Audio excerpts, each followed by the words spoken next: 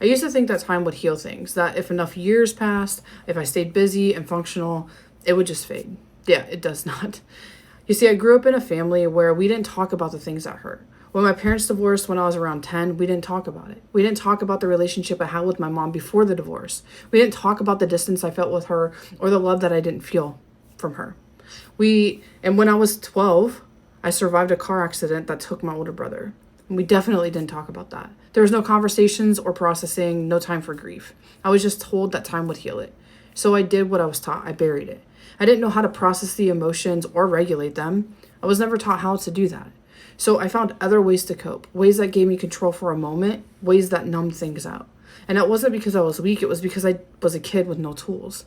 And here is what was actually happening instead of healing. The trauma stayed in my body, and it leaked out as anxiety, irritability, depression, emotional shutdown, overthinking, self-hatred, not because I was broken, but because I never addressed it. For years, I ignored it and called it coping.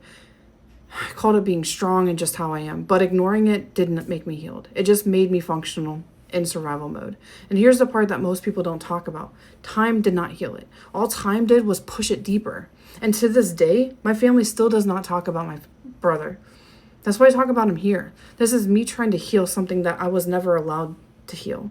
And what I learned is this: grief, sadness, pain, loss, those are not problems. They are part of the human emotions. You can't experience joy, love, or peace without knowing them. The work is not avoiding the feelings. The work is learning how to feel them without getting lost inside them. Healing did not start when I waited longer. Healing started when I stopped running. When I got honest about what still triggers me, what still hurts, what am I reacting from, and what keeps repeating in my life. That's the shift and the work. And that's what I help people do now. So hear me clearly. Time does not heal trauma. Action does. Feeling does. Learning how to regulate your emotions does. And if no one ever taught you how, please know that you are not broken, and it is something that you can still learn how to do.